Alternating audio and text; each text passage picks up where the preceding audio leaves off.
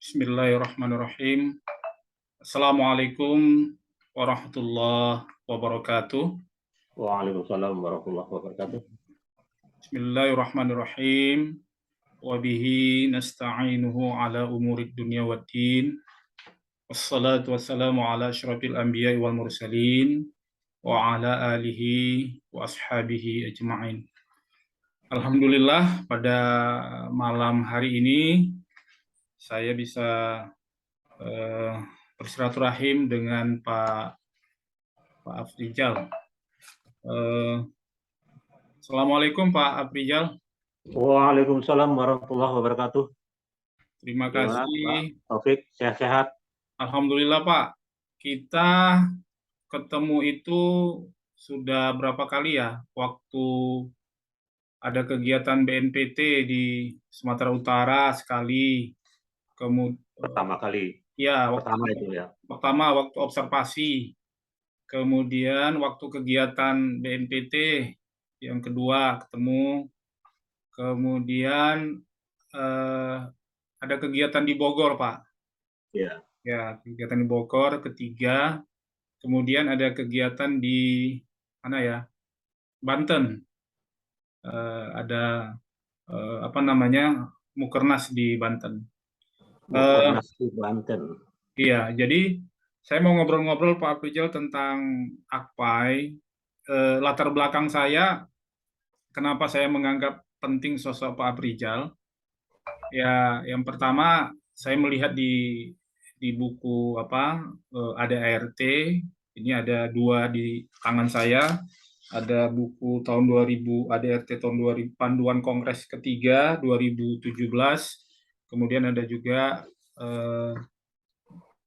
Kiprah Akpai menuju organisasi profesi tahun 2021.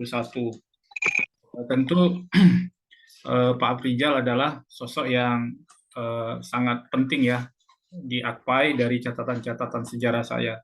Yang kedua, Pak, banyak teman-teman itu di daerah, banyak yang belum apa namanya katakanlah mengenal betul siapa sosok-sosok yang ada di Akpai ini, dan juga terkait bagaimana mengelola Akpai, bagaimana relasinya dengan Kementerian Agama dan lain sebagainya. Jadi malam hari ini saya mengajak Pak Afrizal untuk ngobrol. Tapi sebelumnya Pak, mohon bercerita sedikit apa kegiatan Bapak setelah pensiun ini Pak, dan tidak lagi menjadi ketua apa namanya Akpai. Silakan Pak. Kita ngobrol santai aja ya. Ya. Ya, alhamdulillah ya sejak lengser ke Prabon. Ya, kemudian sudah pensiunan, sudah hampir 9 tahun, ya 8 tahun lebih pensiunan sebagai guru agama. Kemudian 2017 berhenti juga sebagai ketua umum di DPP. Ya, aktivitas sekarang ini ya kegiatan-kegiatan kemasyarakatan, ya ke masjid, ke surau, ya itulah. Kemudian yang tugas harian yang tetap ada itu MC masih jalan. Masya Allah. MC-nya itu adalah ngomong cucu. Ngomong cucu. Jadi kita mengantarkan cucu sekolah, ya, jemput antar. Nah itu dilakukan setiap hari. Iya, iya. Karena orang tuanya anak saya kerja dua-duanya, ya akhirnya ya tugas itu ke saya. Ada yang di TK, ada yang di SD. Nah itulah rutin itu. Iya, Pak Afrizal, banyak yang tidak tahu Bapak itu sebenarnya kan lahirnya di Padang ya. Nah, Iya. bisa bercerita Pak, ini mungkin nanti akan didengar oleh teman-teman ya, apalagi ini mau kongres ini Pak, ini lagi heboh sekarang ini terkait dengan apa kejar-kejaran suara di Iya. polling-polling di luar DPP. Kira-kira bisa cerita sedikit Pak, apa tempat kelahiran Bapak dan masa kecil. Silakan Pak. Apa hubungannya dengan kongres ini? Iya, maksudnya sebelum kita cerita yang serius, ya Oh yang gitu. seniornya dulu gitu. Oh, iya. Baik, saya lahir tahun 54 di daerah Sumatera Barat, di suatu desa namanya Simabur Batu Sangkar. Ya, pendidikan di sana di Sumawur SD, tamat SD masuk Tawalib. Iya. Tapi bukan Tawalib Padang Panjang yang terkenal itu. Ya, Tawalibnya Tawalib Tanjung Limau. Nah, dari situ 6 tahun kuliah ke Padang di IAIN Imam Bonjol. Nah, sarjana muda kemudian lanjut ke Jakarta. Nah, di Jakarta lah selesai kuliah di Jakarta, ya tugas ngajar di SMA, ya sebagai guru agama di SMA Negeri 46 Jakarta. Di samping juga ada di swasta, sampai dari awal sampai pensiun ya di SMA 46. Kira-kira begitu. Ya, makasih Pak Brijal. Begini Pak, saya mendengar AKPAI ini dulu wacananya itu ketika ada pertemuan kalau tidak salah di Bogor. Tapi saya ingin menanyakan langsung, sebenarnya Pak, siapa inisiator ya? Kalau soal pendirinya saya sudah dapat, ada Pak Aprijal, kemudian ada Pak Soleh Dimyati, kemudian ada saya lihat sini nama Pak Imam Tolha, kemudian ada Pak Abdurrahman. Tapi di antara tokoh-tokoh ini mungkin Bapak bisa menyebutkan sebenarnya tentu ada inisiatornya Pak. Saya Ya. ingin sekali Pak mendapatkan apa namanya cerita dari Bapak inisiatornya sebenarnya apa ini sosoknya siapa Pak? Begini, kalau boleh mungkin kalau saya mengatakan ya saya mulai merintis dah. Sejak dikeluarkannya Undang-Undang Dosen, Undang-Undang Guru dan Dosen, Undang-Undang Nomor 14 tahun 2005, tahun 2006 itu sudah mulai ada pertemuan-pertemuan di Direktorat Profesi Pendidik, Direktorat Profesi Pendidik PMPTK waktu itu, ya PMPTK, Dikbud. Jadi sudah mulai mengumpulkan beberapa orang guru mata pelajaran, dari mata pelajaran, semua mata pelajaran diundang, bagaimana supaya, yang intinya itu adalah supaya membentuk suatu organisasi. Karena dalam undang-undang itu mencantumkan bahwa guru harus masuk dalam organisasi profesi. Nah, organisasi profesi yang ketika itu yang ada kan hanya ada PGRI. Tapi PGRI itu dianggap belum profesi, karena itu berbagai macam guru di sana. Nah, itulah alasannya waktu itu. Maka kami diundang beberapa orang, semua mata pelajaran, termasuk agama, saya mewakili dari agama, kemudian juga dari matematika, fisika, kimia, biologi, sosial, dan sebagainya ada itu. Nah, pertemuan itu tahun 2006.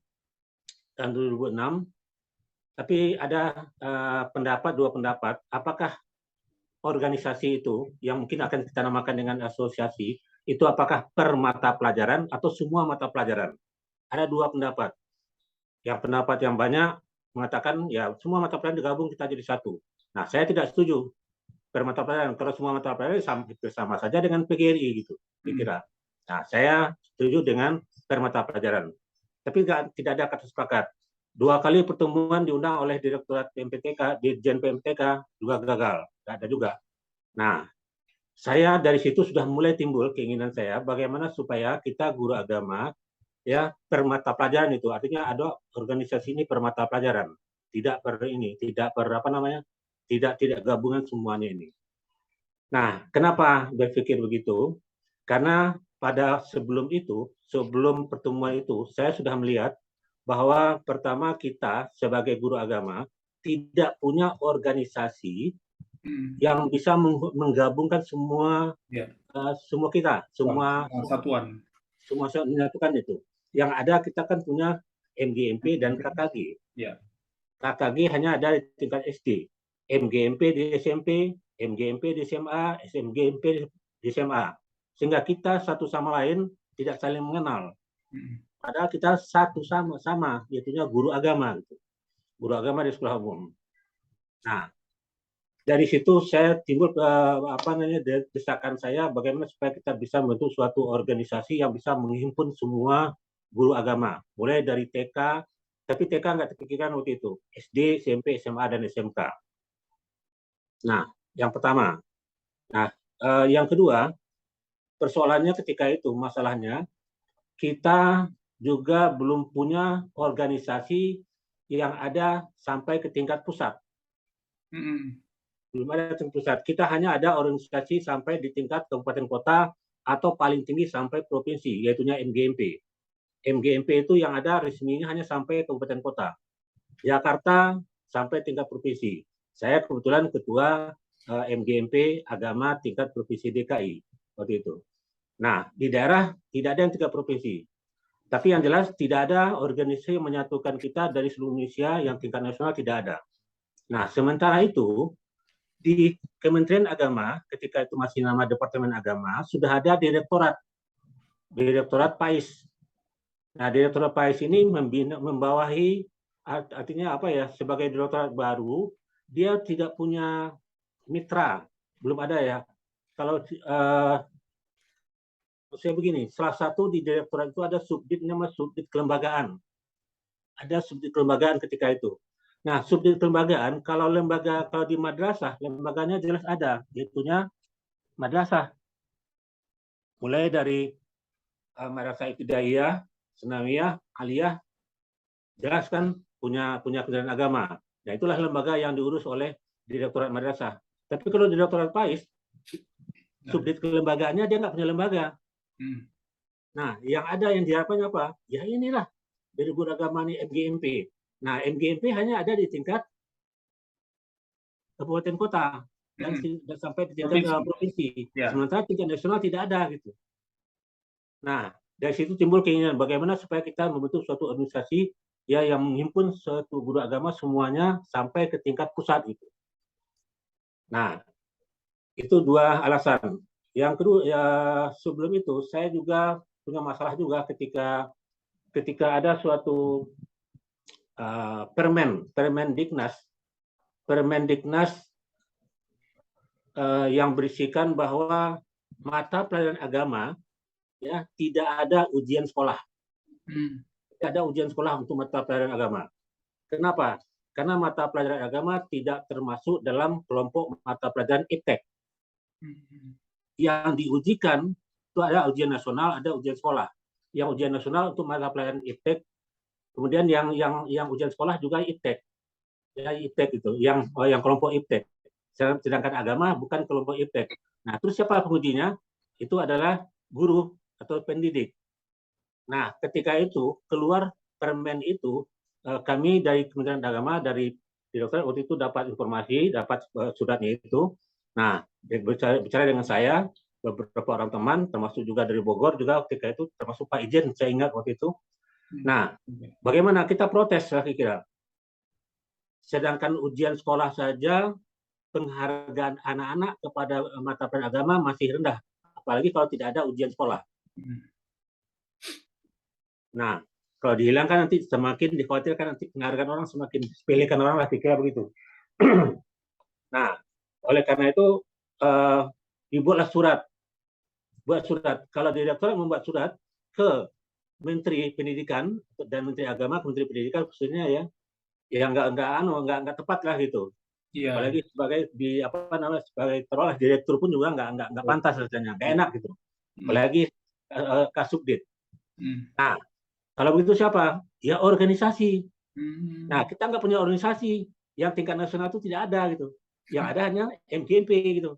Nah, ketika itu yang tanda tangan udah buat lembaga MGMP, SMP dan SMA. Tanda tangan saya dengan Pak ya siapa lah waktu itu ya. Ya, itulah satunya. Pokoknya tidak ada kita punya itu. Nah, jadi dua alasan itu kita harus punya organisasi profesi, organisasi yang menghimpun kita semuanya. Karena tidak punya yang bisa menghimpun semua jenjang, dan tidak juga punya organisasi yang sampai tingkat nasional. Nah, dari situ kemudian satu lagi yang ini ya mungkin agak agak sensitif, agak subjektif ini. Kita guru agama pada masa itu boleh dikatakan kita kan di bawah binaan Kementerian Agama. Tapi kita boleh dikatakan anak tirikan, kira-kira begitu. Ya, karena ketika itu atau sebelum ada Direktorat PAIS, kita di bawah binaan Direktorat Mapenda, Madrasah dan Pendidikan Agama di Sekolah Umum. Nah, perhatian Mapenda mulai dari pusat, dari Direktorat sampai kepada bidang dan seksi yang tahu oleh mereka hanya ada madrasah. Sementara guru agama di boleh dikatakan di nomor 2 kan gitu. Nah, jadi boleh dikatakan itu, padahal bidangnya itu adalah bidang tingkat provinsi, bidangnya itu ya Mapenda, madrasah dan pendidikan agama. Seksi juga begitu di tingkat kabupaten kota. Nah, maka dalam suatu pertemuan, nah ini kebetulan Direktorat PAIS mengadakan acara workshop di Bogor pada bulan Maret 2007. Nah, itu yang diundang dalam workshop itu adalah Ketua KKG dan MGMP tingkat kabupaten kota seluruh Indonesia. Tapi tidak semua daerah ya, itu yang sesuai dengan kapasitas jumlah yang dialokasikan lah dalam satu Kotanya. workshop. Ya, kan nggak semua, tapi boleh dikatakan mewakili semua Indonesia itu. Tapi KKG dan MGMP. Nah, pada tanggal 23 sampai 25 Maret 2007. Nah, disitulah saya ngajak teman-teman bagaimana supaya kita bisa membentuk organisasi profesi kita ini, apa ini. Nah, saya ajaklah waktu itu dengan Pak Marbawi. Pak Marbawi, ya berdua Pak Marbawi lah ceritanya dulu. Nah, kemudian kita sampaikan kepada Pak Kasubdit, saya lupa namanya ya Pak. Ya, dengan Direktur PAIS lah gitu, dengan Pak Imam juga. Nah, dia mendukung. Nah, tapi yang diminta oleh direktorat ketika itu bukan langsung mengiyakan asosiasi ini. Dia pengennya itu MGMP dulu yang dibentuk, karena MGMP itu ada sebagai lembaga pembinaan oleh direktorat. Nah, bagaimana MGMP tingkat pusat dulu yang dibentuk, tingkat nasional. Nah, dibentuklah ketika itu, malam itu dibentuk tanggal 23.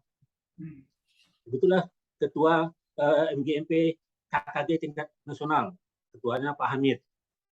Kemudian dibentuk ke MGMP tingkat SMP, tingkat nasional, ketuanya Pak Burhanuddin, bukan Pak Marbawi. Pak Marbawi waktu dikatakan itu ya bawaan Pak Burhanuddin.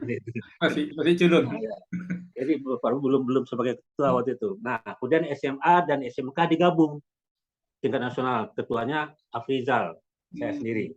Nah, setelah terbentuk malam itu, kita berunding.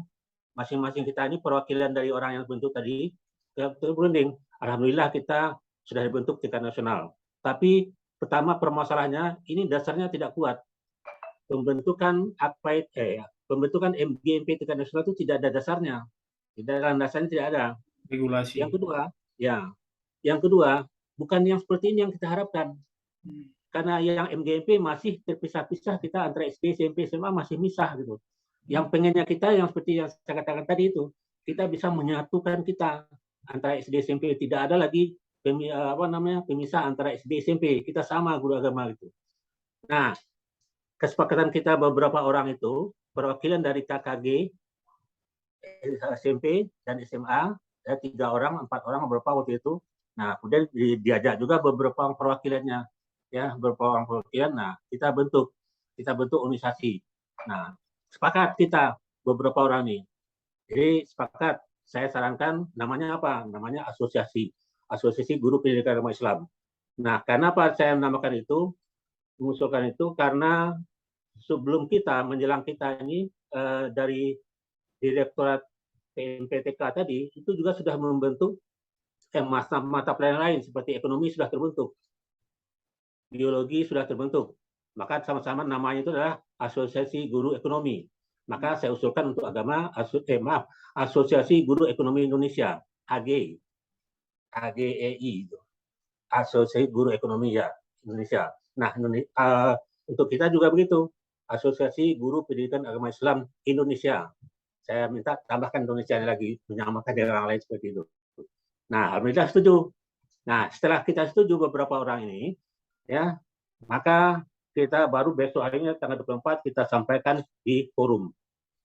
Ketika acara workshop, kita ambil waktu sebentar, kita sampaikan maksud kita, ya, tujuan kita, harapan kita, permasalahan yang dihadapi, ya, kemudian kita sampaikan bahwa akhirnya kita sepakati kita akan membentuk organisasi asosiasi yang dinamakan dengan Asosiasi Guru Pendidikan Agama Islam Indonesia.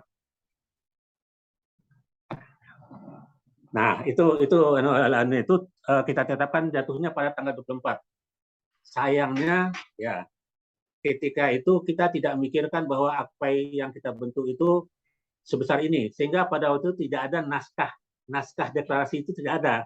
Kalau sekarang kan dikit-dikit ada naskah kan, ya ini nggak ada naskahnya, hanya itu sejarah itu saja yang ada. Nah kemudian setelah terbentuk asosiasi, betullah pengurusnya, maka orang percayakan mungkin kepada saya, mungkin karena saya yang menginisiatornya. Nah, akhirnya teman-teman semuanya ya menunjuk saya sebagai ketua asosiasi Akpai pertama gitu. Tapi itu baru semacam apa ya, belum kuat itu. Saya sebagai ketua. Nah, wakil ketuanya Pak Sadi dari Jawa Tengah, sekretaris jenderalnya Pak Marbawi, bendaranya Pak Hamid. Pak Hamid ya, kalau salah itu SD. Jadi ada unsur SD, SMP, SMA. Sambil minum ya. Ya.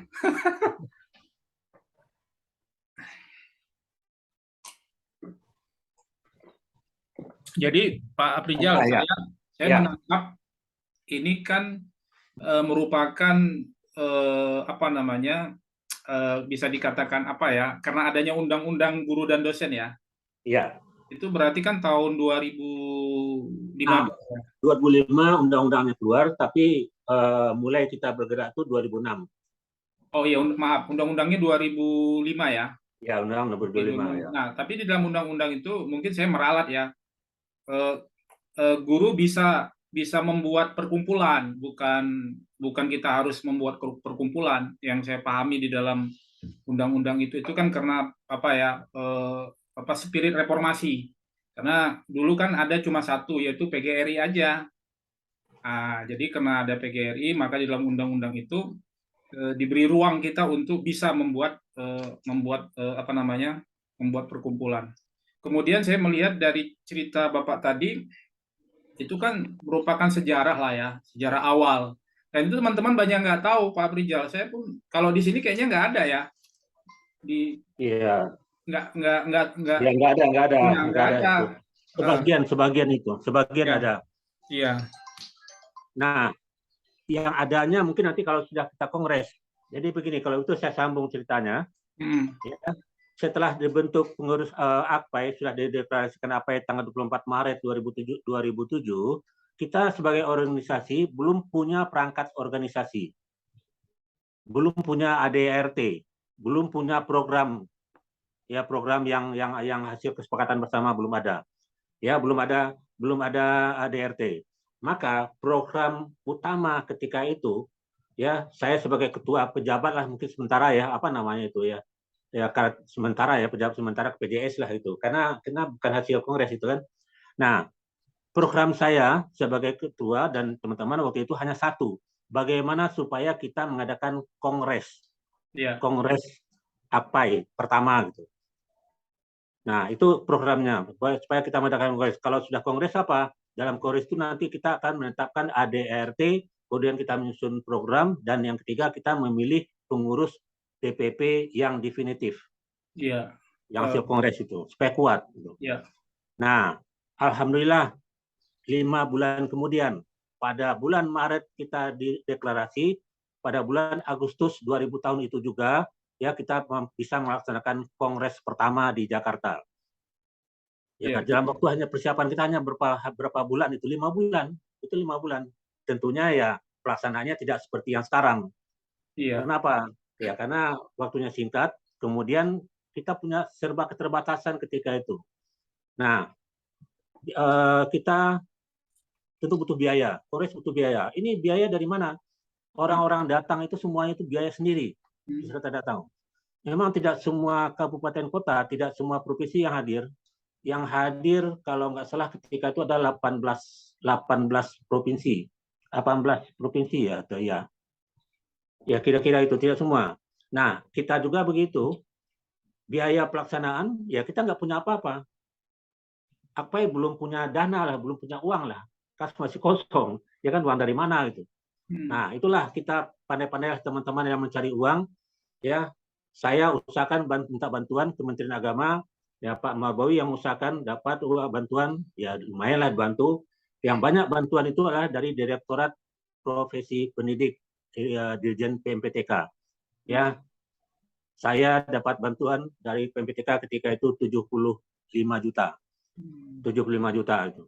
Nah, tetapi namanya bantuan dari kementerian itu nggak langsung turun, ya kan? Nggak langsung turun, lama baru turun. Nah, sementara kita butuh biaya untuk persiapan kongres. Sampai kongres pun nggak turun. Waduh, bagaimana? Akhirnya apa? Teman-teman lah yang turun, yang meminjamkan. Saya pinjam sama Bu Im. Berapa Bu Im pinjam? 15 juta. Pak Soleh 15 juta. Pak Rahman 10 juta. Hanya begitu aja. Terus apa jaminannya? Ini jaminannya mobil saya.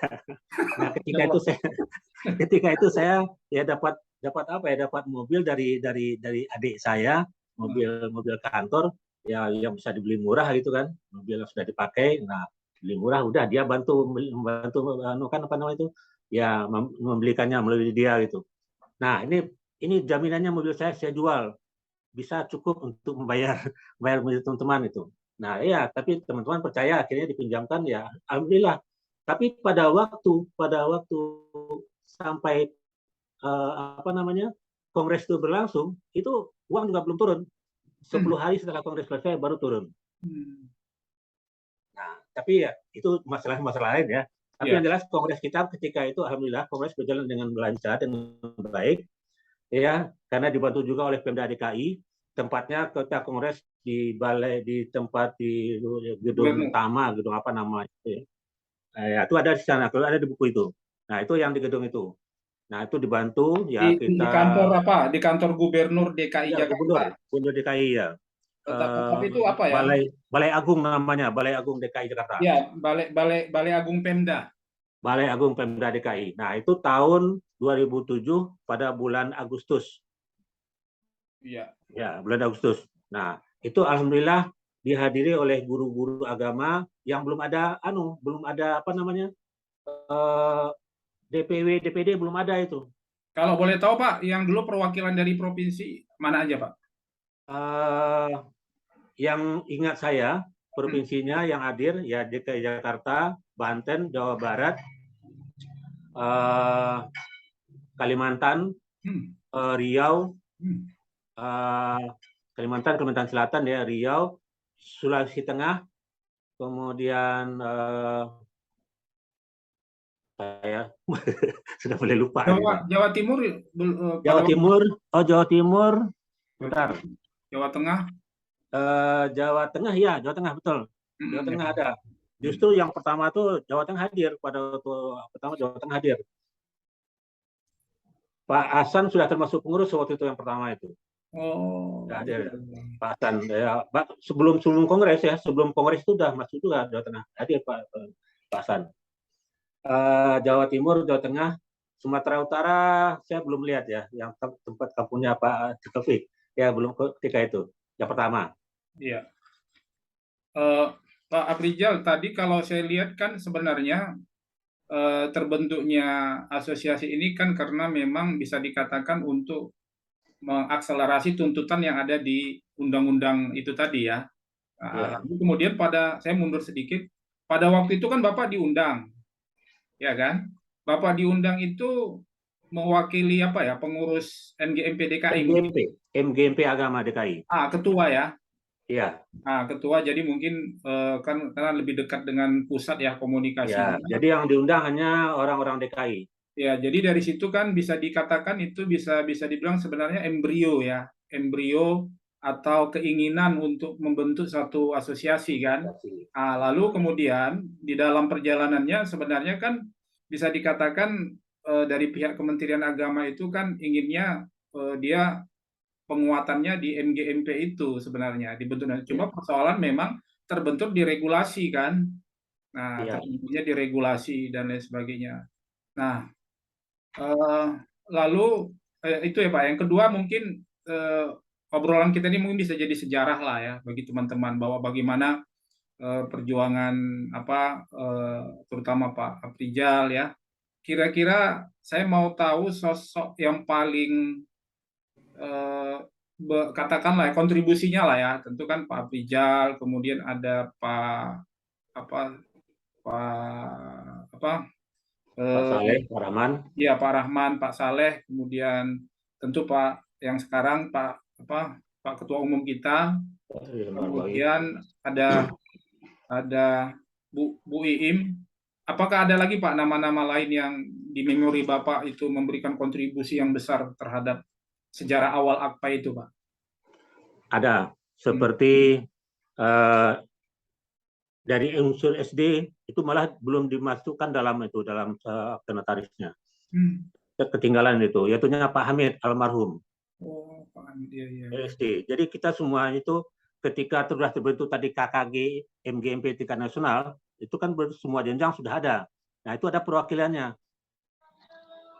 Nah, jadi orang-orang itu ya seperti Pak Hamid, ya kemudian siapa lagi ya? Ya kayak Pak Sadi ya, saya ingat Pak Sadi itu dari Jawa Tengah masuk itu. Iya. Angkanya. Tapi Pak, tadi menarik itu. Tadi kan keinginannya adalah memperkuat dan meningkatkan skalanya nasional di MGMP. Itu kemarin itu apa udah terbentuk dalam pengertian formal, legal, atau masih hanya faktual saja? Dan kemudian kenapa? Itu bagaimana kelanjutannya, Pak? Ya, itu tadi. Jadi setelah terbentuknya KKG MGMP tingkat nasional, ya karena dasarnya tidak kuat, ya akhirnya seperti itu saja. Jadi nggak jalan sama sekali. Jadi ketuanya saya ditunjuk sebagai ketua juga nggak jalan. Yang MGMP SMP juga begitu tidak jalan sama sekali. Karena dasarnya nggak kuat. Berarti secara faktual terbentuk, tapi tidak dimungkinkan karena legalnya tidak ada ya. Legalnya tidak ada. Lalu Ya, apakah ada itu legalnya. apa dibiarkan begitu saja atau ada semacam bagaimana? Udah karena tidak ada, kita yang udah terbentuk bubar atau bagaimana, Pak? Diam begitu saja. Ya diam begitu saja, nggak ada ininya. Iya. Ya, Oke. saya sebagai ketua MGMP-nya itu juga diam aja. Iya, diam aja. Kemudian ya pernah saya ini kan dengan apa namanya dengan SMK, saya sebagai SMA tapi bergabung dengan SMK, sementara SMK Pak Rahman ketika itu nggak hadir itu, Pak Rahman, Pak Soleh itu nggak ada. Guru SMK yang Jakarta nggak ikut pada waktu acara Bogor. workshop yang pertama di Bogor itu nggak ada waktu itu, nggak ada, atau mungkin karena nggak diundang mungkin ya. Ya, Nah, tapi Pak. setelah terbentuknya MGMP SMA dan SMA itu digabung dengan SMK, saya mencoba menghubungi Pak Rahman gitu. Ya, kita bertemu. Ya, tapi juga nggak ada ambilnya juga. Ya, percuma karena kita lebih fokus kepada apa yang sudah kita deklarasikan ini gitu. Oke Pak, berarti itu kalau saya lihat tadi yang pertama itu kan fase pertama ya embrio, lalu ada pertemuan di Bogor. Nah, kan sebenarnya pertemuan di Bogor itu kan kegiatan direktorat, kan tidak ada kaitannya dari awal janjian itu nggak ada. Lalu saya menangkap bahwa kegiatan di Bogor itu dijadikan momen gitu bagi teman-teman, terutama Pak Aprijal untuk komunikasi ke Pak Direktur pada masa itu Pak Imam Tolha ya. Itu bagaimana Pak? Bagaimana respon siapa yang menyampaikan ke Pak Imam Tolha, kemudian bagaimana respon direktorat dalam hal ini Pak Imam Tolha Pak? Ya menyampaikan ya tentu ya saya bersama Pak Marbawi ya ketika itu, dan disambut baik oleh direktorat. Kenapa? Direktorat sendiri ya sebagai direktorat baru ya dia belum punya program yang jelas, kira-kira begitulah. Ya mungkin belum programnya belum. Yang kedua yang jelas dia tidak punya program anggaran, dia nggak punya anggaran. Yang ketiga dia tidak punya organisasi mitranya, ya belum ada tuh, ya nggak ada. Dia intinya dia membutuhkan kita, dia membutuhkan mitra, tapi tidak ada gitu. Makanya ketika kita tawarkan suatu organisasi yang akan kita bentuk ini, ya dia mendukung karena ini nanti akan menjadi mitranya di Direktorat PAIS gitu. Karena Direktorat PAIS boleh dikatakan baru, orang-orang baru. Betul. Ya orang baru ya, sama-sama membutuhkan lah. Kita butuh direktorat juga butuh kita gitu. Ketika itu. Sehingga semuanya ya jalan lancar. Ya alhamdulillah setelah terbentuk ya direktorat betul-betul membantu. Jadi kita minta itu waktu yang disiapkan untuk workshop itu, ya kita minta waktu sebentar. Kita gunakan untuk ini pertemuan kita membahas ini gitu. Nah, disetujui. Bahkan bukan itu saja, setelah terbentuk beberapa kali kegiatan direktorat, bungkusnya judulnya itu adalah kegiatan direktorat atau apalah pembinaan itu, tapi dalamnya itu adalah kegiatan AKPAI gitu. Itu sering terjadi. Sampai kita mengadakan mukernas ya Mukernas pertama atau apa ya, itu kita mendatangkan orang-orang dari daerah, ya Hmm, teman-teman, ya itu kegiatannya jadi kegiatan itu agak direktorat, bisa lebih luas ya, apanya ya kehadiran perwakilan provinsi di Mukernas pertama itu bisa dikatakan lebih luas ya. lebih luas. Jadi Hmm, kegiatannya kegiatan dari direktorat, ada ya. anggarannya dari direktorat, ya kan? Hmm, hmm, Tetapi yang menentukan siapa pesertanya hmm, kita, serahkan ya, kepada kita, serahkan kepada kita, ya kita tentu mengundang teman-teman yang sudah membentuk AKPAI di ya, daerah, benar-benar. baik itu tingkat provinsi maupun tingkat kabupaten kota gitu, yang Nih sudah Pak, membentuk. Nah itu sehingga eh, mereka kalau tadi kan fase pertama saya sudah dapat itu karena suasana tuntutan lah ya dari regulasi. Kemudian fase kedua itu kegiatan di Bogor. yang kedua tentang ya, Eh, tentang kondisi kita yang tidak punya organisasi ya, yang bisa menyatukan kita ya, tadi. yang bisa menyatukan. Tapi itu kan di fase awal sudah menjadi Ya, pikiran Bapak kan, ya, ya di betul. awal itu jadi pikir dan itu dibawa dikolektivitaskan waktu ada kegiatan di Bogor, diambil waktu Ya, untuk membangun relasi dengan Pak Direktur. Masa itu Pak Profesor Dr. Imam Tolha, lalu beliau mendukung ya. ya Nah, betul. kemudian ke apa namanya ketika Kongres pertama itu di DKI, Kongres pertama di DKI itu apakah memang pemilihannya langsung ditunjuk atau ada ini Pak, ada kandidat-kandidat yang muncul pada waktu itu? Eh, itu memang apa ya, pemilihannya saya juga melihat tidak seperti sekarang ini. Ya jauh, jauh. Jadi ketika memang acara kita tiga, acaranya tiga seperti sebelayaknya sebuah kongres tiga. Pertama ya kita tapi nggak tiga, dua lah utama itu menyusun program, Ya, ya menyusun program dan ada ngurus anggaran dasar, ya di ya RT. membuat anggaran dasar, kemudian program dan yang ketiga itu memilih pengurus. Nah Mm. pemilihan pengurusnya ya itu oleh teman-teman yang saya lihat ketika itu hanya dalam rapat rapat rapat kecil saja, rapat komisi juga enggak ya, bukan lebih banyak komisi, rapat pleno sebetulnya itu. Nah, tapi lebih banyak itu mengukuhkan pengurus yang sudah ada dengan tinggal mengganti beberapa orang itu. Oh, berarti cuma mengukuhkan yang di Bogor itu ya? Ya semacam itulah kira gitu. Apakah Jadi yang di tidak, Bogor itu memang sudah bisa dibilang kan yang di Bogor itu kan mungkin karena di awal itu yang hadir di Bogor itu aja yang menunjuk Pak Aprijal ya? ya iya, yang di Menunjuk Bogor pertama itu ya orang ya. yang hadir waktu itu Yang aja hadir menunjuk itu masuk ya ada Pak teman-teman ya. Pak Pak apa Pak Mahnan Marbawi ya. Iya. Kemudian pada waktu itu bendahara siapa Pak yang di awal itu? Yang di awal bendaharanya Pak Hamid Iya Pak Hamid almarhum. ya. Lalu berarti waktu em, kongres pertama di DKI itu, kongres pertama itu berarti mengukuhkan aja ya. Ya sudah kita Iya, kukuhkan ini. Nah, oke Pak, iya, saya mungkin melompat langsung ke kongres yang kedua di apa ya? kan baru, kan baru. Pekanbaru. Nah, itu gimana ceritanya, Pak? Kok kok bisa eh, Pekanbaru menjadi apa? Sementara kan kita pada waktu itu kan pembiayaan juga sangat ini ya, Iya, belum ada pembiayaan. Kok bisa ke Pekanbaru? Kan naik pesawat itu kan? Eh, iya. Nah, gimana, Pak? Ini kita eh, forum organisasi itu kita usahakan sejak mulai kongres pertama itu kita usahakan ada mukernas yang setahun sekali, yang gawe setiap tahun, sedangkan kongres setiap 5 tahun. Itu sudah hasil dari anggaran dasar yang kita buat pada waktu kongres pertama itu. Nah, pada waktu mukernas yang ke berapa lah gitu kan menjelang kongres, ya kita mengadakan mukernas. Nah, kita tawarkan kepada orang-orang peserta dari daerah DP yang sudah hadir, yang sudah terbentuk ketika itu. Tawarkan siapa? Nah, satu menawarkan diri, yaitunya dari Riau, Buya, Ketua DPW pada waktu itu, Buya Kamaruzaman. Nah, dia menawarkan diri, kami siap katanya lagi. Ketika dia telepon ke Pekanbaru, mungkin Pemda setempat atau apa ya. Nah, telepon, kemudian setelah telepon jawabannya langsung malam itu jawabannya dia menyatakan siap. Nah, kalau sudah siap ya udah kita semua sepakat. Jadi Kongres menetapkan bahwa Kongres kedua nanti di Pekanbaru. Waktunya ya tanggalnya ya terserah Pekanbaru. Itu Pokoknya tahun beliau 2012. beliau sekarang gimana, Pak? Apa sudah masih beraktivitas atau Dia sekarang sudah berganti dengan Pak itu, dia masih dosen kalau nggak salah sekarang. Masya Allah. Dia udah jarang komunikasi lagi sekarang. Ya Masih tetap Allah. dosen ya. Iya ya, saya kira itu mungkin mungkin teman-teman yang dari Pekanbaru dari Rio mungkin nanti bisa ini kan Pak silaturahim Iya. ke beliau ya.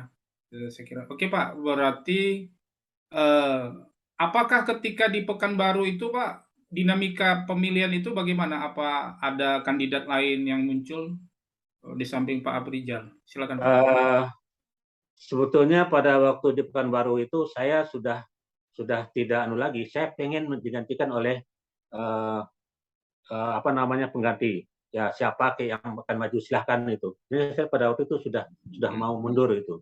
Beri kesempatan kepada yang lain. Nah maka sudah ada calon ketika itu ya Pak apa namanya Pak Marbawi, Pak Hmm. Rahman atau siapa ya kita dukung. Itu juga yang lain silahkan maju. Nah tetapi eh, entah pertimbangan sesuatu pada menjelang hari H, bukan hari H, pada menjelang saat pemilihan, Ah, pada saat pemilihan, saya yang tadinya menyatakan tidak ikut, ya tetapi saya membiarkan saja ketika orang mencalonkan nama saya lagi gitu. Nah akhirnya saya ya menjadi suara terbanyak lagi gitu, ya suara terbanyak lagi. iya, Tapi iya. ini begini, saya belum sampai pemilihan. Ketika di Pekanbaru, pemilihan di Pekanbaru, saya ingat kita baru menjaring balon calon yang bakal calon itu. Jadi kita akan memilih calon, calon itu yang akan menjadi calon itu apabila didukung minimal sekian persen, 25% kalau nggak salah itu. 25% atau berapa itu, 25% lah gitu. Oh, jadi pada waktu itu dia 25% itu ukurannya suara peserta dong? Suara peserta yang Oh, hadir. bukan surat dukungan dari DPW ya? Bukan, ya. Suara peserta yang hadir. Hmm. Tapi sudah DPW, artinya dari DPW yang hadir kan sudah tentukan DPW punya hak suara sekian, DPD sekian, itu kan. Nah, itu siapa orang boleh mencalonkan siapa saja, tetapi dengan syarat yang balon ini akan menjadi calon kalau mendapat suara minimal 25% dari jumlah suara yang ada. Bentar dulu Pak. Apakah yang mau jadi balon itu di awal itu apakah harus mendapat dukungan 25% suara? Bukan, bukan balon istilahnya apa ya. Pokoknya siapa saja boleh dipilih ketika itu. Tidak ada calon, kita belum ada calon baru, banyak balon belum apa namanya penjajakan pengumpulan balon baru calon ya, Oh, balon ya. artinya Nah, di awal siapa itu saja siapa aja ya bebas. ya siapa saja bebas. Bebas. Nah, Jadi bebas nanti Heeh. yang suara 25% ke atas. Nah, Mhm. yang mendapat 25% ke atas minimal 25% maka dia akan menjadi calon Bakal calon calon kedua bakal calon ya, yang ya nanti calon. akan kita pilih. Berarti Nah, kalau kalau nanti ada 25 berarti calonnya paling dua dua paling banyak tiga orang dong ya? nah itulah masalahnya. Ketika diadakan pemilihan pengumpulan suara begitu, Heeh. saya mendapat di presentasinya itu kira-kira 64% kalau nggak salah waktu itu berapa itu. Hampir semua juga itu. Berarti Itu udah berarti pasangan. dari situ udah langsung ditetapkan dong menjadi Ya, apa? iya betul. Heeh. Ketika itu calon pasangan, sistemnya itu pakai pasangan. Jadi Oh, Rizal pasangan dengan Marbawi. Kalau nggak salah oh begitu. gitu ya. Ya, kemudian saya lupa ya, apa ya begitu apa enggak? Ya, apa ya begitu apa enggak? Itu tuh Kayaknya secara enggak mungkin sih. enggak Enggak ya, gitu, enggak ya, mungkin enggak ya. Tapi enggak. ya, tapi mungkin hanya saya kalau saya terpilih saya ya Marbawi gitu, sekjennya itu. Oke, oke kalau itu saya pindah. Iya. Uh, Tadi suara minimal 25% tadi, yang mencapai 25% itu hanya satu orang, hanya saya sendiri. Yang lainnya nggak mencapai. Pak Marbawi Mereka di bawah 25, Bapak dapat 25. 60. Ya, Hmm. Pak Marbawi 13% atau berapa itu apa? Iya betul, bukan iya benar tadi. Iya, Bukan iya. saya Iya, pasangannya iya. Marbawi bukan. Enggak. Marbawi juga calon juga. Iya, Hanya iya. siapapun boleh memilih siapa, Iya. termasuk nama Marbawi gitu. Nah, Nah, suaranya tidak mencapai 20%, hanya satu orang. Nah, hmm. karena satu, maka calon yang satu itu ya otomatis Ditetapkan. ditetapkan gitu. Jadi Nah, tanpa ada pemilihan lagi. nah, Nah, yang jadi itulah yang satu ini yang jadi sebagai pertanyaan kenapa Bapak memilih Pak Pak Pak Ketum Pak Mahnan ini? Apa sebelumnya memang sudah ini ke Pak Mahnan ini Pak? Apa udah memang dekat atau karena suaranya urutan kedua? Oh, itu karena sudah dekat, sudah tahu lah Pak Hmm, Marbawi. Kan iya. dari awal kita dengan Mm-mm. Pak Marbawi kan dari awal kita mulai dari apa Bogor, namanya? Ya di Bogor. Bogor. Ya, di Bapak Bogor. memang sebelum di Bogor udah kenal ya? Belum. Saya kenal di Oh, Bogor itu. iya, iya. Pak Marbawi pun juga kegiatan guru agama baru di Bogor itu pertama kali dia. Pertama kali. Ya orang juga nggak kenal. Saya nggak kenal ketika sebelum itu kita udah pernah acara-acara direktorat pernah hadir itu Berarti kan. dia mewakili ketua MGMP mana Pak? Apa Bekasi atau apa? Bukan dia dia apa ya? Bukan ketua MGMP dia. Eh, dia diajak oleh Pak Burhanuddin. Oh, Burhanuddin itu ketua MGMP DKI. oh. Tapi dia tinggal di Bekasi. Iya, tapi kan ngajarnya di Jakarta. Oh ya betul betul. Maaf, Ngajar di Jakarta. beliau ngajarnya di ini. Di Jakarta, SMP Ya, 280 gitu. baik Pak Aprijal, saya Jadi, eh, lanjutkan ini mulai menarik sebenarnya. Kan berarti kan eh, sebenarnya kalau saya lihat tradisi di AKPA itu yang sosok Pak Aprijal itu kan saya jadi sebenarnya kan bisa jadi apa ya? Jadi model kan. Ternyata di AKPA ini kan eh, orang itu kan justru yang tidak mencalonkan itu apa namanya bisa mendapat dukungan karena kinerjanya kan pertama mungkin ya bisa jadi karena kan faktor sejarah lah Pak. Jadi faktor sejarah itu kan mempengaruhi kan. Karena saya lihat setelah ini juga kasus yang di Surabaya itu juga kan Pak Manan Marbawi itu bisa terpilih kan karena memang bagaimana perjuangan beliau mendampingi Bapak kan ke provinsi-provinsi.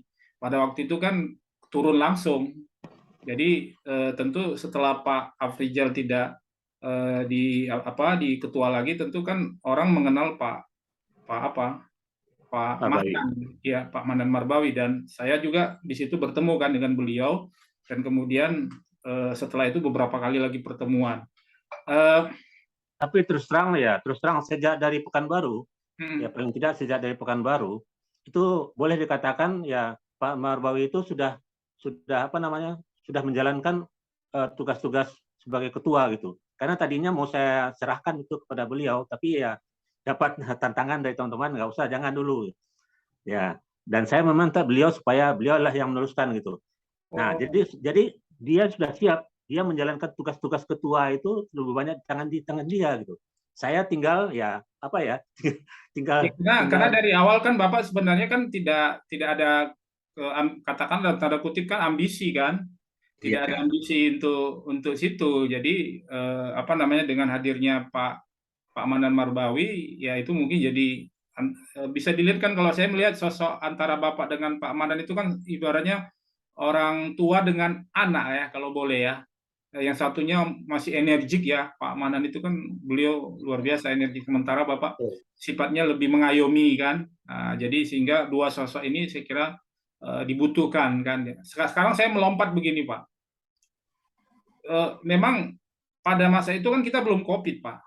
Sehingga wajar aja Pak Mahnan terpilih kan karena memang relasi dia dengan DPW itu. Nah, ini sekarang ini Pak seru Pak, Kongres di Sumatera Barat ini Iya. itu ada perubahan ya, ada perubahan sosok siapa sosok yang menggantikan Pak Pak Marbawi. Mahnan Marbawi. Siapa sosok yang Nah, eh, selama COVID itu kan tidak kalau mungkin andai kata Pak Budiman lah yang sekarang ini mendampingi Bapak itu mungkin Pak Budiman kan kemana-mana bareng kan jadi kenal gitu kan ketemu gitu ya kan tapi selama COVID ini kan Pak Budiman lebih banyak di sana dan kemudian banyak kegiatan-kegiatan webinar maka sekarang ini kita melihat apa namanya beberapa kandidat yang muncul itu tapi saya sebelum ke sana ada yang mau saya tanyakan ke Bapak sebenarnya eh, semangat dari anggaran dasar rumah tangga itu untuk memilih ketua AKPA itu apakah berdasarkan surat rekomendasi dari DPW atau berdasarkan bebas aja gitu. Baru setelah itu ditentukan yang 25% tadi. Karena sampai hari ini saya belum menemukan yang namanya tata tertib pemilihan ketua.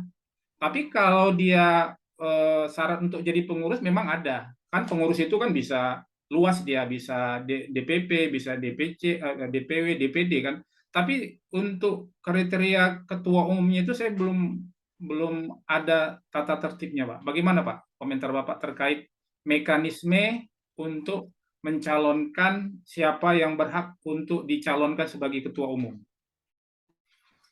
Untuk yang nanti ya? Iya. Untuk nanti itu sudah ada, tatipnya sudah disusun oleh SC, ya, cuman belum dipublish. Ya nanti disampaikan dan dibahas, nanti tatip itu nanti akan dibacakan, disepakati nanti pada waktu sidang pertama kongres pertama di hari Jumat itu. Nah di situ di samping tatip tentang kongres secara keseluruhan, termasuk di dalamnya adalah tatip pemilihan ketum. Nah, itu ada tuh nanti itu.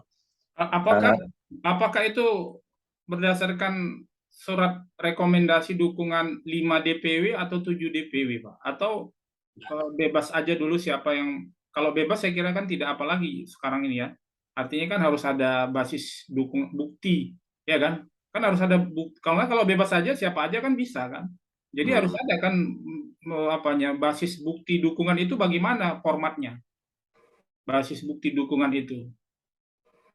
Iya. Nah, itu harus. Ya, makanya saya lebih condong ya. Sekarang ini menjelang kongres itu sudah, artinya calon-calon atau bakal calon itu sudah dimunculkan. Makanya apa yang dilakukan oleh Pak Taufik itu saya bagus sekali itu. Sehingga ya sudah muncullah nama-nama orang yang tidak kenal jadi kenal.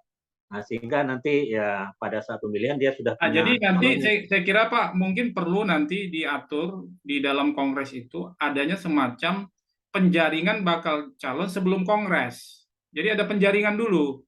Jadi penjaringan itu misalnya silakan siapa yang mau mencalonkan diri, syaratnya 1, mendapat dukungan dari 5 DPW gitu kan. Kedua, atau mendapat dukungan dari 10 DPD gitu.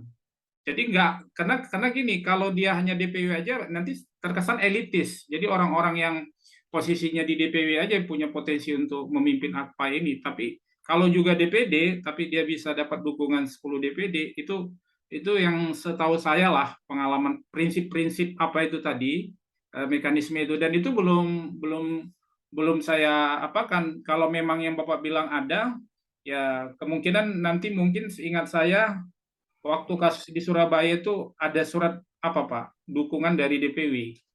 Nah, surat dukungan DPW.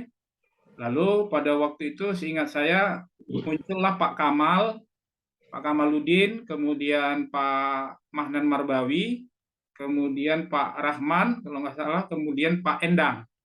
Itu yang di Surabaya. Jadi begitu, berarti Pak, sudah ada ini ya, sudah ada draft. Sudah ada rancangan tatip ketua pemilihan. Jadi nanti ada langkahnya mulai dari penjaringan calon nanti, dan itu dilakukan dalam sidang pleno, ya kan, sidang pleno. Jadi tapi dibahas dulu di komisi nggak Pak? Di mana? Dibahas dulu di komisi itu nanti kan? Nggak ada komisinya, langsung sidang pleno itu. Oh, langsung pleno? Langsung pleno. Jadi langsung pleno, jadi nanti setiap orang nanti bisa boleh mencalonkan siapa saja. Nah, nanti dia diterima sebagai balon ya apabila dukungan minimal 15 orang kalau nggak salah. Tadinya 25 orang itu. 25 orang sama dengan kalau gitu DPD ya. Berarti saya udah dapat bocoran dong ya. Ya kan nggak apa-apa. Itu kan nggak, kan bukan orangnya. Jadi berarti aturannya. Berarti direncanakan, kan gitu, direncanakan siapa saja bisa dicalonkan ya. Bisa dicalonkan, bisa mencalonkan, ya kan, bisa mencalonkan. Ya, tentu orangnya punya hak suara tadi. Iya. Hak suara tadi. DPW dan DPD. DPW dan DPD. Ya, punya suara. Dia bisa mencalonkan asal didukung oleh minimal 15 orang kalau tidak salah ya. Oh, berarti dukungannya person dong. Person. Ya Oh, jadi bukan DPD DPW. ya, ya, Karena berarti ujungnya kan sana juga perginya. ya, Ya kita, berarti format itu disiapkan steering committee dong, ada format dukungan ya person. Oh, ya. itu formatnya saya belum lihat ya. Belum belum tahu saya itu Ya, formatnya itu. tapi itu Mungkin kan harus apakah ada. angkat tangan saja bisa jadi kan? Iya kan Yang bisa angkat tangan. Ya, saya ya, calonkan Pak Taufik, ya, ya kan? Nah, gimana? Ada ya, yang saya dukung kira nggak? nggak bisa begitu dong Pak. Kalau angkat tangan kan dia harus diklarifikasi di apa lagi kan? Yang angkat tangan itu siapa namanya? Dia Oh dari iya, ya itu harus jangan bisa dong. Itu jangan iya. jangan-jangan yang angkat tangan itu orang yang nggak punya hak suara ya? Iya, itu harus Ya, diperiksa oleh panitia, panitia karena di ADRT saya lihat ada Pak panitia pemilihan. Panitia pemilihan itu ditunjuk 7 apa Pak? 7 DPW. Jadi panitia pemilihan itu yang akan menjalankan tatip tadi. Tapi saya udah mulai apa namanya? Mungkin ya teman-teman lah nanti ya itu teknis lah ya. Saya kira teknis, tapi substansinya saya sudah bisa memahaminya. Eh, Satu ya. lagi Pak, apakah ada draft atau rencana bahwa calon ketua umum itu harus tinggal di mana gitu? Apa harus tinggal di Jakarta atau di Jabotabek atau bagaimana? Apakah itu secara positif, secara tertulis itu apa memang ada, Pak? Tidak ada, Hmm, tidak ada itu.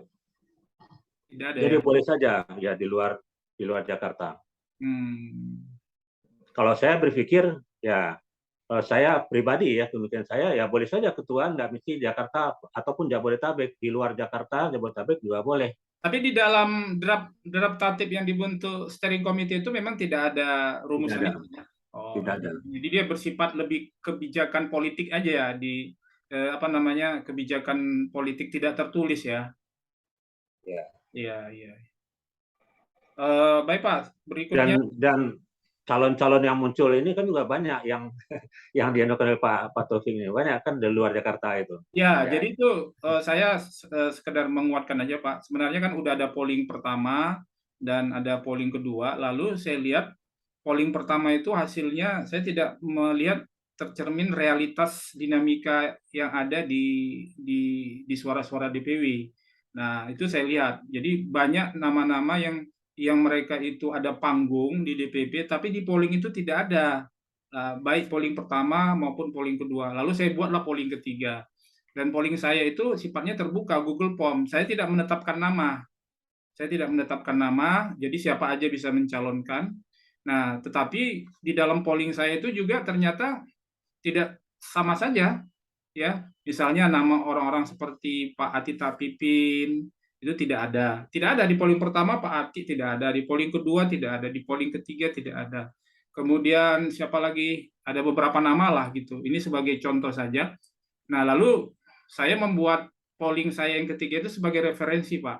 Referensi aja nama-nama itu. Jadi nama-nama yang muncul itu di polling saya itu ada di polling ke-1 dan kedua, misalnya Udari Melpi, kemudian Pak apa Pak Pak apa ya Pak Gozali misalnya atau Pak J ada beberapa lah itu. bagian ada. Lalu saya merumuskan sendiri Pak 12 nama itu berdasarkan referensi polling yang ada. Lalu kemudian saya melihat potret apa yang saya sudah mungkin dari masa Bapak itu saya melihat potret siapa sosok-sosok di situ lalu saya rumuskanlah muncul 12 orang itu. Lalu yang 12 orang itulah di polling sekarang ini yang cukup dinamis lah ya, cukup menarik. Kira-kira Pak dari 12 ada nggak dari 12 orang ini gitu. Kira-kira nama yang menurut Bapak juga layak jadi calon ketua umum tapi tidak ada di 12 ini. Yang 12 ini antara lain satu Pak Abdurrahman, yang kedua Pak Mahnan Marbawi, Pak Mahnan Marbawi, kemudian Pak Jemadi, kemudian Pak Gozali, kemudian Pak Ahsan, kemudian Pak Kamaludin, kemudian Pak siapa ya Pak ya? Ada 12. Ada 12 nama. Kira-kira menurut Bapak kalau boleh, ya ini orang Sumatera kan main tembak-tembak langsung aja. Mana tahu ada nama yang menurut Bapak sosok yang yang bisa diapakan, dimasukkan di dalam, disebutlah.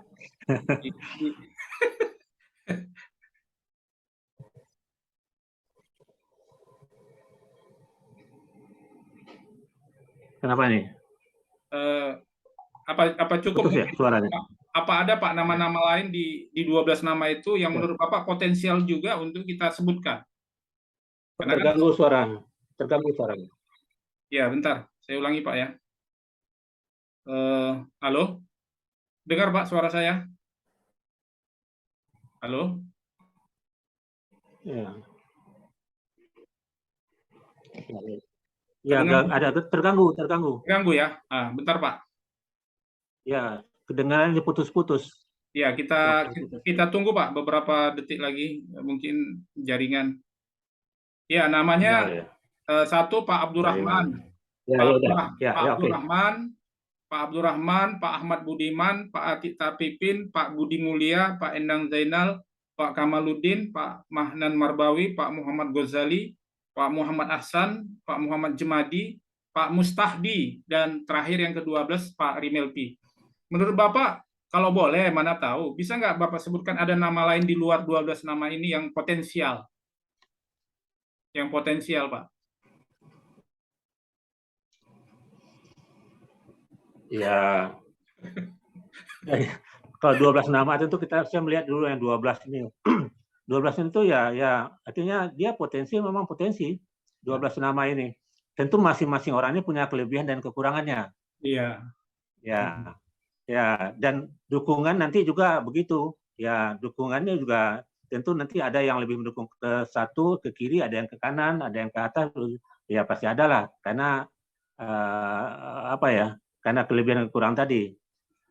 Yang lain dari ini, selain dari 12, ya ada yang tidak muncul.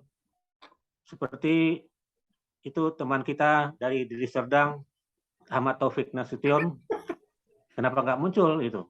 Saya sebenarnya di polling, masuk dalam 12 ini. Saya di polling yang saya buat itu saya urutan nomor 2 setelah dari Melpi. Nomor 2. Cuma masalahnya kan itu karena bisa jadi nanti orang akan melihat subjektivitas saja karena saya lebih banyak relasinya kirim ke grup-grup saya gitu. Meskipun ada dari provinsi lain, tapi saya menganggap bahwa apa namanya, nggak dengar ya Pak ya? Ya saya ingin ini aja, ingin nggak ada suaranya itu. Iya nggak dengar ya. Tapi saya ngomong aja langsung. Mudah-mudahan terekam apa namanya supaya saya bisa memposisikan diri secara objektif. Nggak ada suaranya Pak, nggak ada suara, nggak ada. Ya bentar Pak, itu kayaknya sinyal itu di atas. Bentar. Bentar Pak Prijal ya.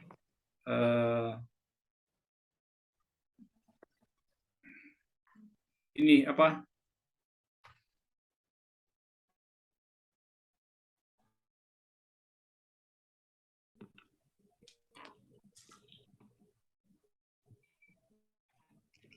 Ya, Pak Prijal. Terputus Pak.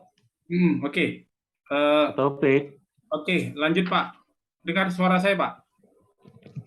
Dengar ya? Pak Taufik. Halo. Putus. Putus ya. Tapi suara Bapak kedengaran? Nggak ada gambar, nggak ada suara. Ya, mungkin lagi proses Pak. Karena ini kalau Zoom ini kan banyak digunakan di apa ya? Asumsi saya banyak digunakan di Eropa. Jadi malam hari ini banyak orang menggunakan Zoom. Sehingga ya bisa jadi ya terganggu juga apa kita sinyal kita. Kita tunggu Pak Aprijal, mungkin beberapa saat lagi kita bisa lanjut yang terakhir. Halo Pak. Masih belum. Tapi suara saya kedengaran. Terakhir. Baik Pak Aprijal, bisa kita lanjutkan Pak? Oke. Baik Pak, ini kita sesi terakhir Pak. Ya, sesi terakhir. Saya melihat di masa kepemimpinan Pak Mahnan Marbawi ini bisa dikatakan apa ya?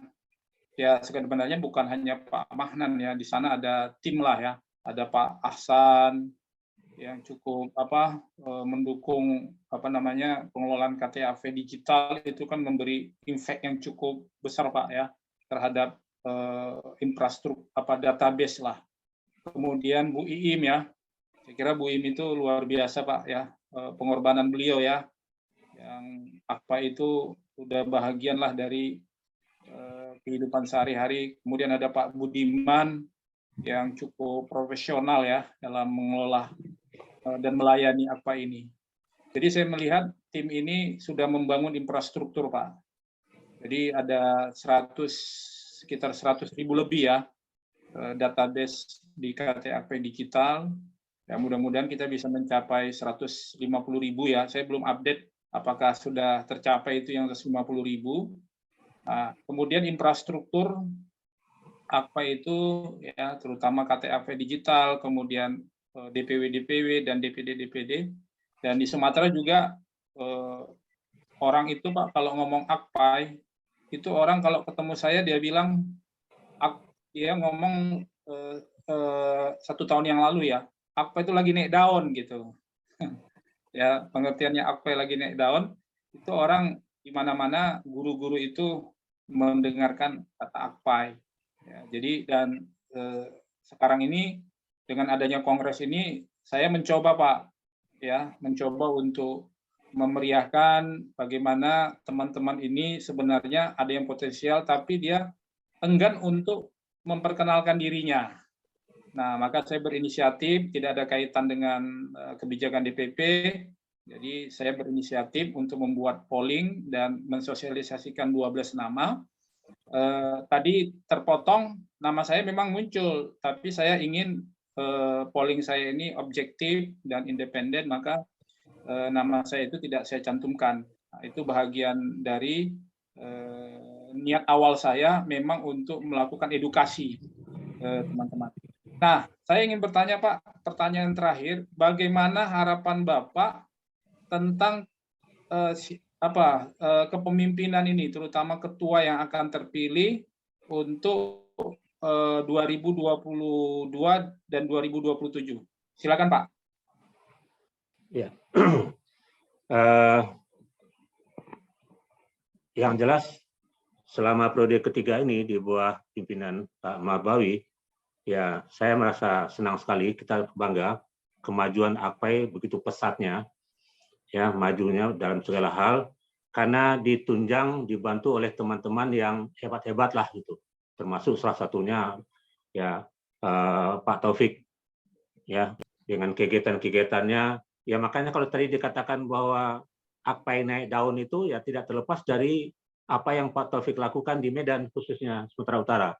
Ya kan, dan kita bisa melihat, saya juga bisa melihat walaupun tidak secara 100%, tapi ya sedikit-sedikit saya melihat itu.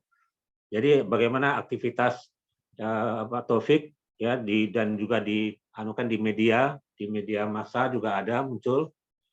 Ya termasuk juga Pak Ali sebagai ketua DPW-nya. Alhamdulillah teman-teman sekarang bagus. Ya kegiatannya juga bagus. Yang dikerjakan bagus, hasilnya juga bagus, orang-orangnya bagus. Ya, yang tadinya belum muncul sekarang muncul, yang tadinya mungkin diam-diam tidak nampak ya sekarang bagus.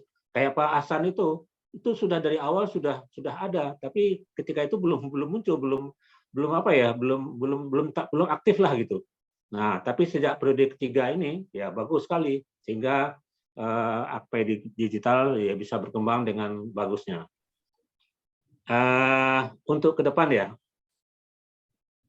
untuk apa tadi anunya? Harapan Bapak pemimpin yang bagaimana yang Oh, menakluki ini nanti ke depannya dengan tantangan yang cukup tantangannya cukup menantang ya, karena ini kan era digital, kemudian bisa jadi juga mulai muncul ini kan, nanti ke depan itu bisa saja dengan adanya banyak kandidat ini dari satu sisi mungkin secara demokratis mungkin bagus ya, tapi juga nanti bagaimana soliditas itu kan itu juga dengan kandidat yang banyak itu biasanya juga nanti khawatir muncul polarisasi, sehingga mungkin Bapak punya pemikiran kepemimpinan yang bagaimana itu ke depan ini. Kepemimpinan yang bagaimana ya, saya melihat yang tim yang sekarang ini sudah bagus, ya bagaimana supaya tim yang sudah solid ini bisa berlanjut nih. Meskipun Pak Marbawi mungkin tidak mau lagi, karena tidak memenuhi syarat, artinya apa ya? Karena sudah di struktural, sudah di struktural, ya mungkin nggak cocok lagi. Dan beliau pun juga sudah mau melepaskan. Jadi namanya juga seadanya sedikit muncul ya, karena orang sudah tahu gitu. Pada waktu polling namanya kan nggak banyak itu. Nah, karena orang sudah tahu, karena mungkin nggak akan dimajukan lagi. Itu hanya sekedar meramaikan saja. Jadi orang-orang yang ada ini, orang-orang yang membantu selama ini, saya pikir ya itulah ya cukup bagus. Apalagi dengan perkembangan teknologi sekarang ini, diperlukan orang-orang yang memang yang jangan yang IT lah, jagonya IT lah, jangan orang yang kurang IT kayak saya lah, pokoknya kan kurang. Nah, janganlah. Jadi orang yang ini terus siapa orangnya, nah dari daerah mana, itu nggak masalah menurut saya, siapapun lah. Karena sekarang ini hubungan antara satu dengan IT ini, dengan teknologi sekarang yang dikembangkan ini, ya jarak kita yang jauh itu menjadi dekat. Jadi kita komunikasi, kita rapat bisa dari manapun juga bisa. Nah, sehingga nggak mesti harus orang dari Jakarta. Tetapi bagaimana orangnya, bagaimana kepemimpinan ke depan, ya samalah seperti biasa. Pertama, ya bagaimana supaya, karena kita organisasi kita ini independen, ya itu harapan saya, independen. AKPAI adalah organisasi profesi guru PAI yang bersifat independen, kan begitu kan? Nah, karena independen ini makanya orangnya harus orang yang netral, jangan orang yang sampai orang yang berpihak kepada partai politik tertentu gitu. Nah, itu yang harus dijaga, karena kita ini di kalangan bawah, guru-guru agama itu juga sangat heterogen. Ya, kalau kita bicara partai, ya mungkin banyak mereka terdiri dari partai-partai. Nah, kalau kita ketua umum nanti mendukung ke salah satu partai, ya, maka nanti khawatirnya kita pecah. Dan itu yang sudah pernah juga dilakukan oleh waktu di zaman saya dulu, juga pernah ada juga yang mengajak demikian, supaya kita dukung partai, supaya kita berkibar nanti di tingkat nasional, kalau nanti partainya menang. Nah, tapi saya tidak setuju gitu. Jadi kita netral lah, karena kita independen. Jadi independen itu ya salah satu yang dimaknai seperti itulah kira-kira. Kemudian dari bagaimana supaya terpilih orang yang ya dari unsur guru lah, tetap guru lah.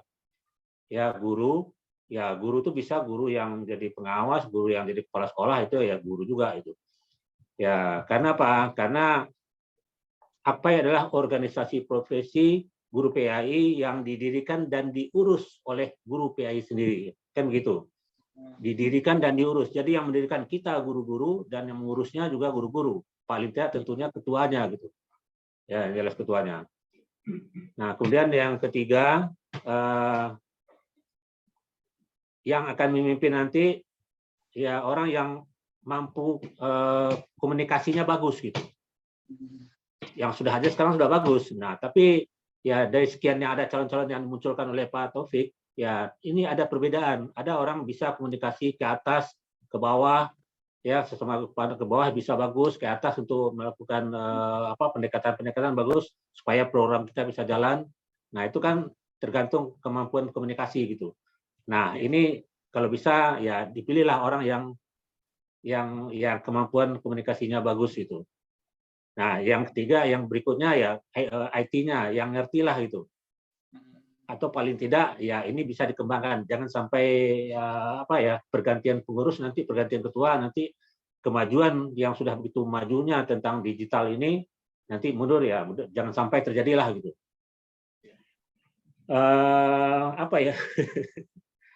Ya sementara itu Pak Taufik. Ya, Pak Aprijal, sebelumnya saya ingin menyimpulkan dulu bahwa perjalanan AKPAI ini tidak terlepas dari keinginan guru-guru yang tergabung di dalam KKG dan MGMP. Jadi tidak bisa dipisahkan ya, bahwa ada benang merah bahwa yang mendirikan AKPAI ini adalah KKG dan MGMP, sehingga AKPAI ini bisa dikatakan rumah besar ya bagi guru pendidikan agama Islam. Dan AKPAI ini lahir dari guru dan untuk guru, dan tentu yang berhak untuk menjadi nakhoda di dalam AKPAI ini adalah orang yang berprofesi sebagai guru atau yang mengurus guru ya mungkin, karena di sana ada pengawas gitu ya. Dan kemudian ada juga kepala sekolah. Kemudian berharap bahwa ke depan ini kepengurusan yang terpilih nanti adalah kepengurusan yang menjadikan pola kepemimpinan yang sekarang ini bisa menjadi dilanjutkan, karena soliditas itu ada di dalam tim. Walaupun mungkin kita hanya secara kuantitas tidak begitu banyak, tapi dengan soliditas itu kan menjadi satu modal yang besar sehingga AKPAI bisa sebesar ini. Saya kira itu Pak Afrizal yang bisa saya kumpulkan. Nanti teman-teman sangat senang bisa mendengar ini, karena sekarang eranya era rekaman-rekaman seperti ini nanti bisa didengarkan kapan saja. Ya, jadi tidak harus malam ini, tapi nanti kapan saja bisa dibuka, dan ini akan menjadi sejarah saya kira bagi pemahaman teman-teman tentang sejarah AKPAI. Jadi banyak sekali, dan saya juga tadi mendengar bagaimana perjuangan Pak Afrizal dan teman-teman, dan kemudian bagaimana kita juga sebenarnya adalah mitra bagi pihak direktorat. Dan ini tentu bagi teman-teman di provinsi ini Pak, seperti ini informasinya nggak sampai. Itu kan karena kebetulan Bapak di Jakarta ya, tapi sejarah hubungan antara AKPAI dengan direktorat itu di provinsi-provinsi itu teman-teman tahulah sejarahnya, bahwa antara AKPAI dengan direktorat itu bermitra dan sinergi dan saling membantu. Saya kira demikian Pak, terima kasih. Baik. Kita tutup dengan baca lafaz hamdalah. Alhamdulillah. Alhamdulillah. Terima kasih. Izin Pak ya, selamat istirahat. Oke, selamat. Terima kasih. Ya, salam AKPAI. Nanti ketemu di Padang Pak. Insya Allah. Siap. Tanggal berapa?